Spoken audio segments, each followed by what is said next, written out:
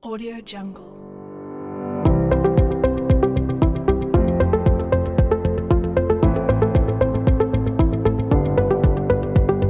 Audio Jungle.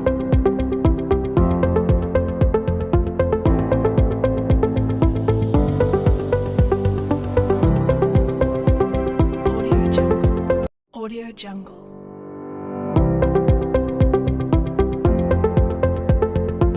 Assalamualaikum warahmatullahi wabarakatuh. Perkenalkan, nama saya Fira Irmania, Prodi Komunikasi Penyiaran Islam, Fakultas Dakwah dan Komunikasi, Universitas Islam Negeri Raden Fatah Palembang.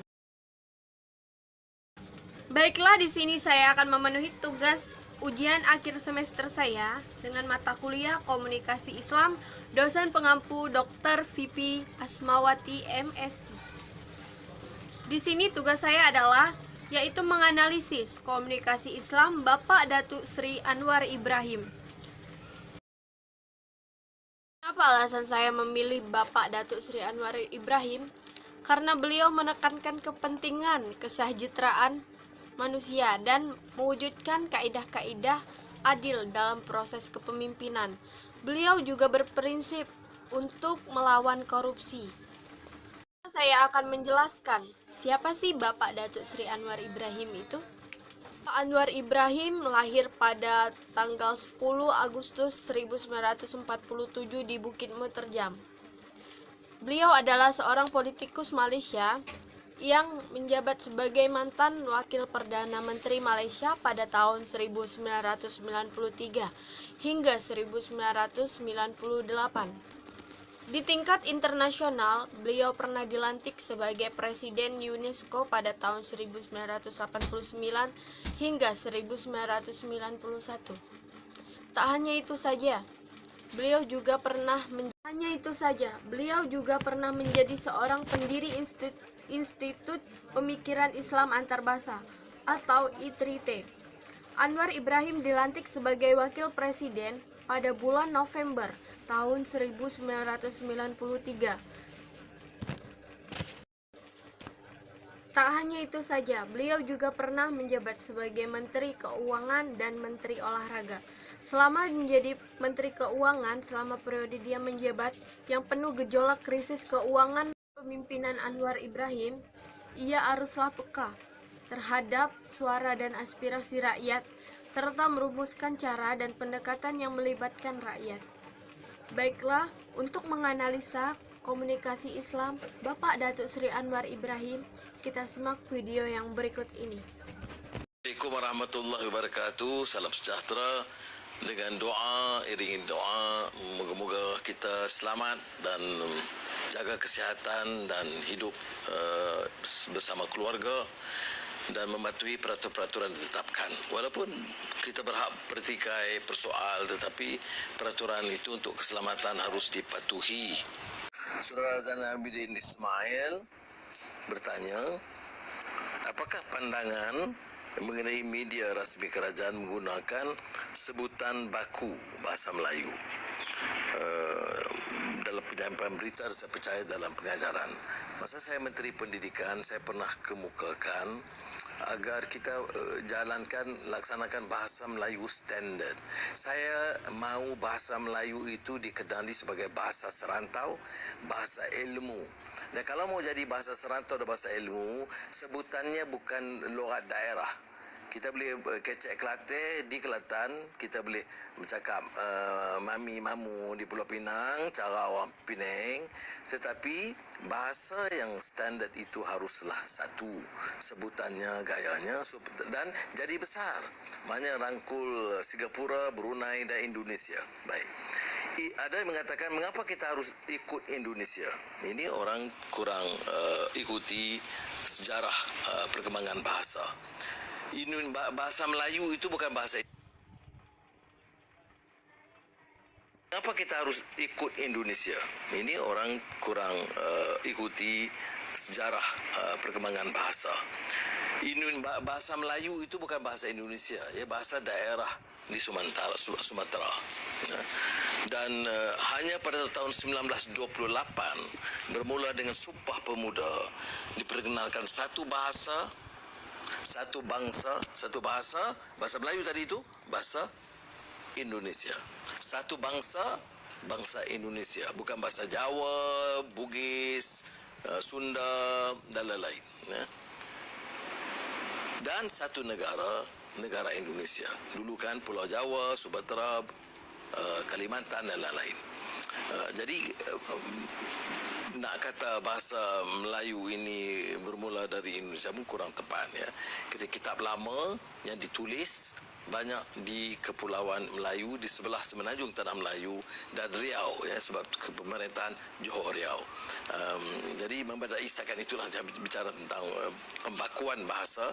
Banyak juga tentangan, tetapi saya nak sebut saya mau bahasa Melayu, bahasa unggul di rantau, bahasa pengantar, lingua franca dan bahasa ilmu. Dan untuk itu dia menjadi bahasa satu wilayah yang besar, ratusan juta umat di Kepulauan Melayu, di Malaysia, Indonesia, Singapura, Brunei, Selatan Thai dan beberapa tempat lain.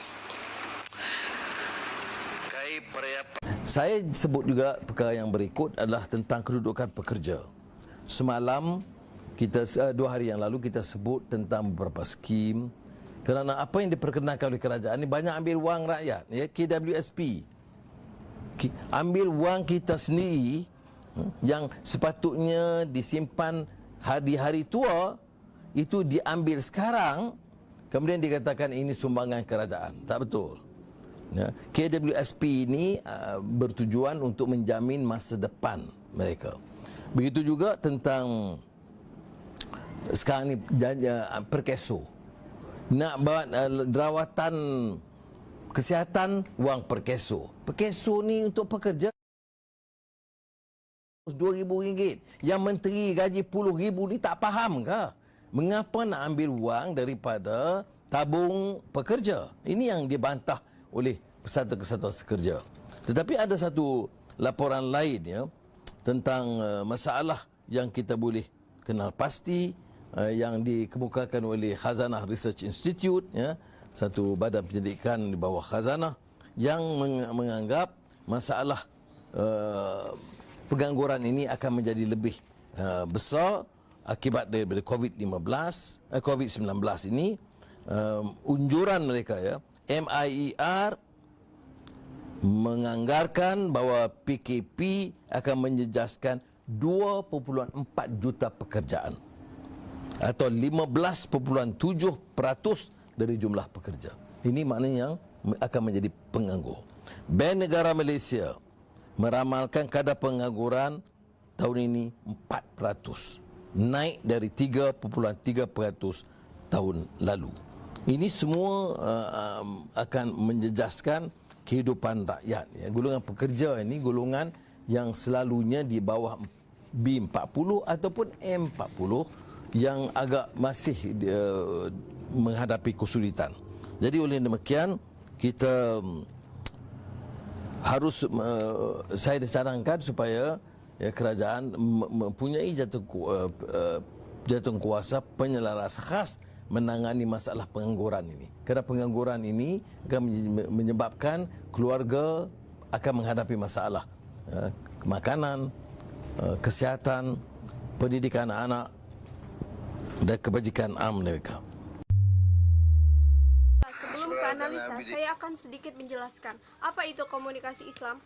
Komunikasi Islam adalah proses penyampaian pesan-pesan dengan menggunakan prinsip-prinsip komunikasi dalam Islam. Selanjutnya kita akan menganalisa di dalam video Bapak Anwar Ibrahim. Yang pertama adalah salam. Pada awal pembukaan, beliau mengucapkan Assalamualaikum atau dengan salam. Yang kedua, beliau menggunakan kata yang lemah lembut sehingga dapat memahami komunikan. Selanjutnya, yaitu di dalam video tersebut.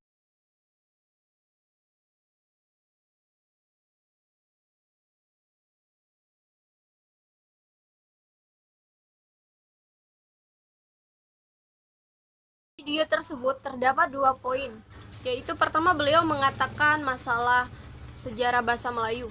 Yang kedua, beliau mengatakan kedudukan pekerja. Yang pertama yaitu bahasa Melayu. Beliau sedikit meluruskan karena apa? Ada yang mengatakan mengapa kita Malaysia ikut Indonesia. Sebenarnya bukan itu. Bahasa Melayu itu ada sejarahnya. Yaitu sejarahnya adalah dari perkembangan bahasa. Melayu itu bukan bahasa Indonesia, bahasa daerah di Sumatera, khususnya Kepulauan Riau. Pada tahun 1928 dimulai Sumpah Pemuda yang diperkenalkan satu bahasa satu bangsa, yaitu bahasa Melayu.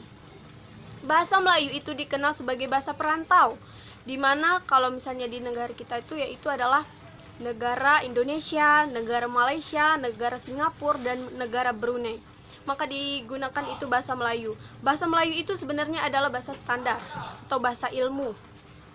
Maka dari itu beliau sedikit meluruskan agar tidak terjadi kesalahpahaman di dalam bahasa Melayu. Karena bahasa Melayu itu ada sejarahnya. Yang kedua yaitu poin kedudukan pekerja. Di mana yang sekarang ini lagi sedang mengalami COVID-19. Sekarang banyak terdampak para pekerja itu yang di PHK, yang tidak bekerja, yang ekonominya susah. Maka dari itu beliau mengatakan pada saat ini banyak yang ambil uang rakyat. Uang itu kita sendiri yang sepatutnya itu disimpan untuk hari tua, diambil sekarang, yaitu kedudukan pekerja. Di sini beliau mengatakan apa yang diperkenankan ini banyak ambil uang rakyat. Ambil uang kita sendiri yaitu sepatutnya disimpan untuk hari tua nanti. Diambil sekarang ini lalu dikatakan sumbangan kerataan. Lantas Bapak Datuk Anwar Ibrahim membantah karena beliau mengatakan itu tidak benar. Kalau di Malaysia mengatakan itu adalah keadilan ASPI. Lantas beliau tujuan untuk menjamin masa depan mereka, yang mana menteri puluhan ribu ini tidak paham kenapa ambil uang rakyat. Sebenarnya kan uang pemerintahan itu ada. Kenapa mau ambil uang daripada tabungan pekerja? Ini dibantah oleh Persatuan Pekerja, tetapi ada yang laporan lantas masalah pengangguran. Karena pada dampak COVID-19 ini banyak yang terdapat pengangguran, di mana orang yang sulit bekerja, yang susah ekonomi. Maka dari itu beliau membantah jangan mengambil uang rakyat, karena mereka juga kesusahan pada saat ini. Di sini juga beliau mengatakan dengan adil. Selanjutnya itu beliau menggunakan hikmat dan nasihat, di mana pada awal kalimat tadi beliau mengatakan bahwasanya kita harus mengikuti aturan pemerintah, yaitu diam di rumah. Selanjutnya yaitu adalah beliau menyesuaikan bahasa dan isi pemikiran. Dan yang terakhir ya adalah beliau berkata dengan tegas dan jelas sehingga komunikan dapat memahaminya. Mungkin sekian video dari saya mengucapkan terima kasih atas perhatiannya, kurang dan lebih saya mohon maaf. Saya akhiri, wabillahi taufik wal hidayah. Wassalamualaikum warahmatullahi wabarakatuh.